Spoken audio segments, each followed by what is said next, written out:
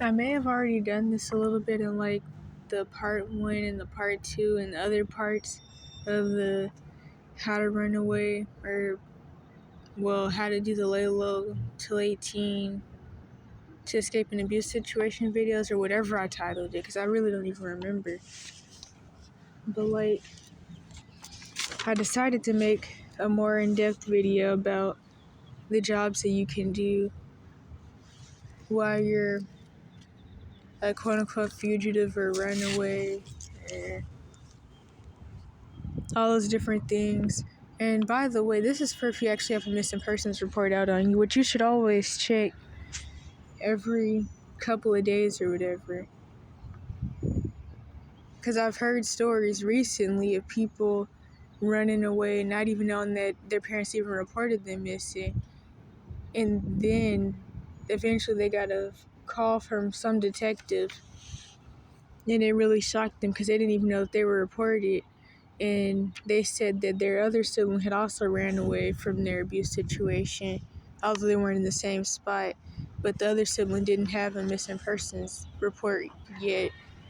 And I let them know, honestly, they're probably going to have one too. That being the sibling. Or there is and they just don't know, maybe.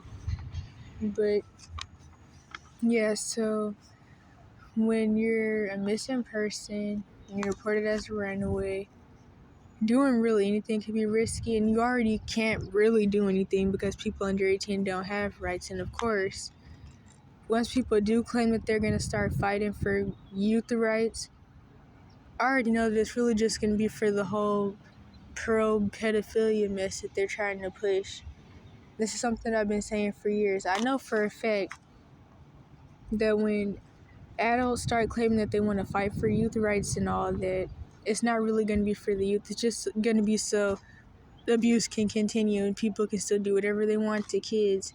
And it's going to be specifically the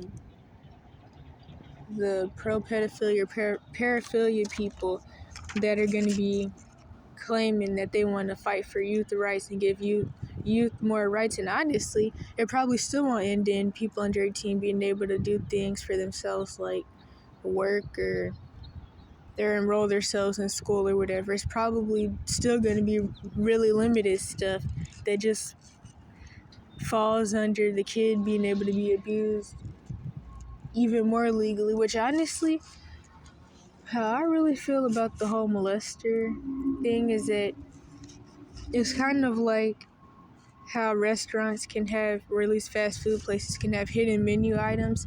I feel like there's hidden legalities, because something I've been saying for years is that you'll notice if you actually look around and pay attention to anything and stop lying to yourself about everything that goes on in the world, that molesters don't go to jail. And then something that I noticed when it comes to child sexual abuse imagery, or quote-unquote CP, is that the kid victim gets charged with production of quote-unquote CP, and then the molester still walks away free. But yeah, that's kind of like another topic. But anyway, now that I said that side thing, you already really don't have rights to do anything under 18. So I mean, even without the missing persons report, you may still not be able to get a job. Like, I know that when I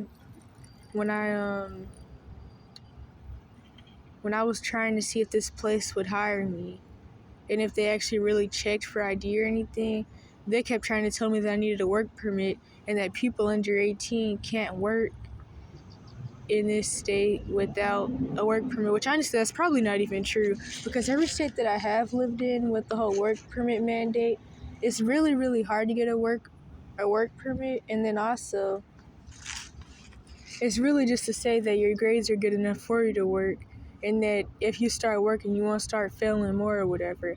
And I already haven't been in school, so that was a whole bunch of bull crap. And also, it's usually only people that are not 16 or younger, people that are 14 or younger, sometimes 15, that need a work permit. So I still feel like that was a whole bunch of bull crap, but that's what the people were telling me. And I was really just trying to see Like if it was like a, what do I call it? Like a real, I don't know what the word is. I guess it was some type of farming type thing, one of those homeless industrial jobs, which I already have 2 videos about. So I was really trying to see if they really need to see ID and all that anyway, because honestly, it's better to just lie to places like that and say you're 18, because of course, homeless resource centers, or really any resource center, any of that stuff, they're not going to help you if you're under 18 anyway, or quote unquote help. That's another story. But yeah, so anyway, now that I said all that, I'm trying to think if there's anything else I have to say about the legalities. Oh yeah, so another thing is that if you're reported as a missing person, you don't want to try to do anything where you have to use your real name or show ID or any of that. And even if you're not, due to the fact that you don't have rights under 18, you still may not even want to do anything where they're going to want to see ID and all that, because even if you're not reported, if you try to go enroll yourself in school or whatever, for one, they may say some crappy mess, which is that if you're already taking care of yourself, you're technically an adult already, so that means the only thing you can do is get an adult ed, and you can enroll yourself in school, which honestly it's really hard to enroll yourself in school without a parent for multiple reasons, but there's that. Then there's also the fact, whether it's high school or college or whatever, there's also the fact that they're going to want to know where your guardian is, and so then they may start focusing on reporting you, which of course, once they start reporting you as not having a guardian for being under 18, that'll just get you locked up in some cash for kids system placement and put back into the situation you were trying to escape. And so that takes going to college or whatever, or going to trade school or whatever you were trying to do, completely off the table, because you're back in your situation where you're not being allowed to do anything that can help you in life, or where your abuse situation is so bad to where I don't know, there's just a lot of different situations that it could be, but basically you don't want to try to do any of those things. So now to get to the point, one thing that you could do that I did is sell art. So this could be pictures you drew or whatever, and I may even edit in some pictures from the art that I was selling or whatever. But luckily, I was able to find a resource center that for a certain period of time, they would let me print out my art, and then they would let me laminate it. And then a lot of stuff had ended up getting wet during the tropical storm, but that's kind of another story. But it only even got wet because I didn't laminate a lot of things right, apparently. So yeah. Oh, and then another thing is that even if the art is pretty bad, or not what you would consider the best, as long as you have a backstory to what the art means, people will still buy it anyway. And I definitely didn't get a lot of sales, but I think that's because of a lot of different reasons, to be truthfully honest, which I don't even want to go into that. But depending on who you are, you may get more sales. But you also do want to try to make sure that it's as good as possible, though, because you want people to be buying stuff from you because they actually like it, and not because it's some type of pity party situation. Because something that I learned a long time ago is that you never want people to pity you, because people pitying you doesn't really mean that they care, and doesn't really mean that they're going to help you. You really just want, I don't know how to explain it, but you don't want people to pity you. It's hard to explain. I'm really trying to figure out a way to word it, but people will pity you for a certain amount of time, and then after a while they just stop caring, or they never really cared, and they were just doing things because it made them look good and look like they cared, or because it made them feel better about themselves. There's just so many reasons you don't want people to pity you. That's why eventually I just forgot about the whole art thing and started trying to sell candy, because I was noticing that the little bit of sales or money that I was getting from trying to sell my art was more because of pity. And then, of course, there are people who were claiming that I didn't even make my art and that it was AI generated. But that's the part of the discriminatory stuff that I didn't really want to go into, because then I'll be somewhere else.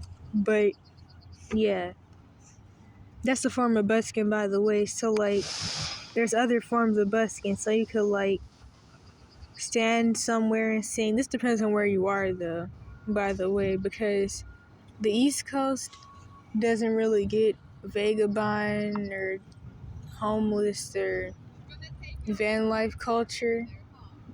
I mean, kind of nowhere does, because like people are gonna feel like you're a bum regardless. But it's more common for people to like live travel life and stuff like that on the West Coast, it seems. So people are more open to people busking, and even with busking though, you're not really selling anything. So it kind of does still feel like, to me, pity type stuff, because like you're singing and people either do give you $1 or they don't, and that's one reason why I wouldn't do something like that. And I rather try to sell something, because I want people to actually have a reason to give me money, because things that I kind of already mentioned. So, or you could like have a piano or a guitar or whatever, and you could play that somewhere, and that's also busking. Of course, this could get the police called on you. And something I noticed is that people are more willing to give you money if they think you're not homeless, and if they think that you're like not in whatever bad predicament, because then they feel like you're a quote unquote functional member of society, or really they feel like you're a slave to the systems like they are. So for multiple reasons, you always want to try your best to not look homeless or not look like you're in any type of bad situation, because I mean, even when you're in a house and you have a job and you're struggling a little, and you're in a tricky situation, people, I don't know, it's like people just, they have a problem with people that they feel like need help, because it's kind of like this societal cognitive dissonance type thing, where people want to not feel bad for not helping everybody like survive. Because it's kind of like the saying, if you're climbing a mountain and you help somebody else climb to the top, then both of you get to the top, or something like that. I don't really know if that's how it goes, but it's something like that. But people don't want to live by that. And it's like everybody's in this race, in this competition to try to get to the top of this made up patriarch type thing. So yeah, there's that.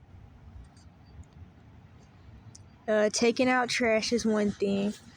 And that's actually something that I was doing before I left my situation, because due to a lot of things, because like I said before, honestly, my physical health has been pretty bad for like some years now, and I'm going to be trying to get to the bottom of that.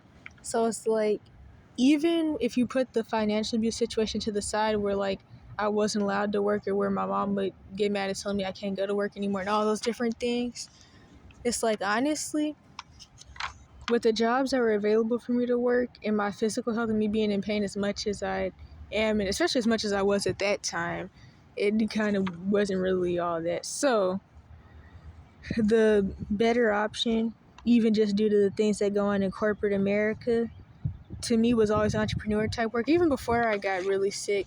Because like, even when I was like 10 and stuff, I was like doing entrepreneur type work. One, because, you know, like when I was 11 and 12, I would want people to hire me, and they'd be like, you do know you're not legally old enough to work, which apparently places can legally discriminate against hiring you as long as you're under 21, but that's kind of a side story. So since people wouldn't hire me because I was too young to work, and because I wanted to save money and all that, I just started finding different ways to make money on my own.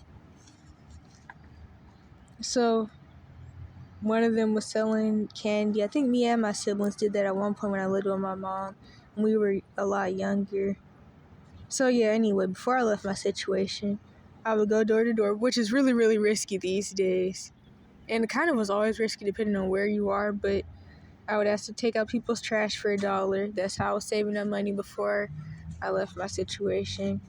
If you're under 18 and you're doing the runaway, like let's say 18 thing, and you're still underage, what you can do if you know somebody that's actually a trusted 18-plus-year-old or trusted enough is if you have anything that you can pawn, like jewelry or whatever, which is why I wish I could have brought more stuff, but I really didn't have the room for it in my bag. But I really wish I could have brought like some jewelry with a little bit of jewelry I had that was actually worth some money. And you can find somebody 18 plus to go to the pawn shop with you, and they can pawn stuff for you. And if like they're funny acting, maybe at least make an agreement with them where you split the money if they're not trustworthy enough to give you all of it, which is why you really want somebody that's actually trustworthy for like a lot of reasons. Now list was coming out, but yeah, so that's what you want to do if you have anything. Another thing that I did, which I really didn't get paid a lot for, but hourly wage is how things go, so still feel like I should have got paid a little more. I got paid I think $20 or something like that. I cut some weeds and I pulled them with scissors, by the way. And that was for some business, and I got $20 for that. As bad as that may sound, but like when you're in a bad predicament and you don't really have options, sometimes you have to like take what you can get, but you have to have some balance with that, though. You don't want to be one of those desperate people that fall into prostitution and all that other stuff. So then that's all I have on here.